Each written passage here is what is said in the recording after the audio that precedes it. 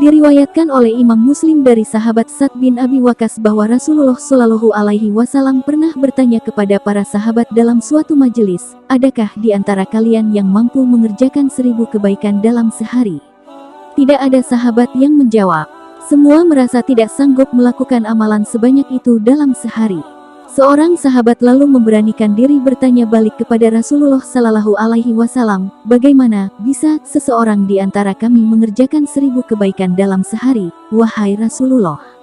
Rasulullah Sallallahu Alaihi Wasallam lalu bersabda, jika seseorang bertasbih 100 kali dalam sehari, maka akan dicatat baginya 1000 kebaikan atau dihapuskan darinya 1000 kesalahan. Hadis riwayat Muslim.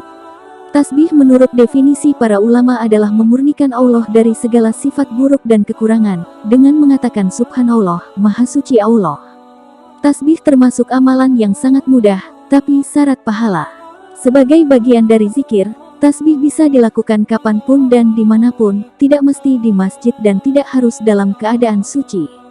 Tasbih bisa dilafalkan dalam perjalanan pergi atau pulang kerja, di kantor, rumah, pasar, tempat olahraga, dan lain sebagainya. Tasbih adalah amalan para nabi dan orang-orang beriman. Sesungguhnya orang-orang yang beriman kepada ayat-ayat kami adalah mereka yang apabila diingatkan dengan ayat-ayat kami mereka menyungkur sujud dan bertasbih dengan memuji Rabb mereka, sedangkan mereka tidak menyombongkan diri. Quran Surah As-Sajadah. Bahkan, seluruh alam semesta, yang di langit, bumi, dan di antara keduanya, sejatinya mereka semua bertasbih kepada Allah tanpa henti.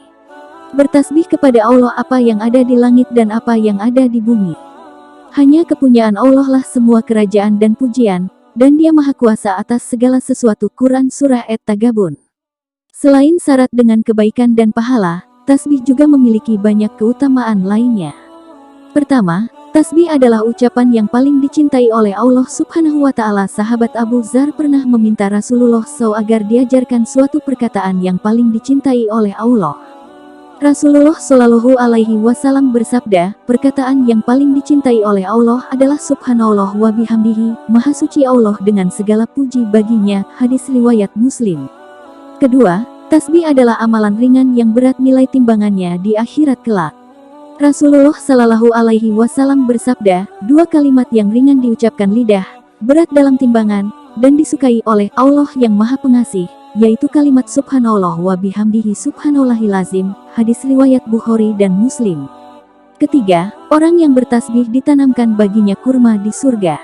Rasulullah Shallallahu Alaihi Wasallam bersabda, barang siapa yang mengucapkan Subhanallah wa bihamdihi, maka baginya disiapkan tanaman pohon kurma di surga. Hadis riwayat Ibnu Hibban.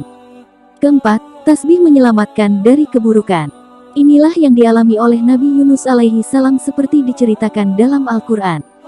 Nabi Yunus yang ditelan ikan besar diselamatkan oleh Allah berkat tasbih yang beliau ucapkan. Maka sekiranya dia tidak termasuk orang-orang yang bertasbih, niscaya ia akan tetap tinggal di perut ikan itu sampai hari kiamat. Quran Surah Ash-Shafat ayat 143-144.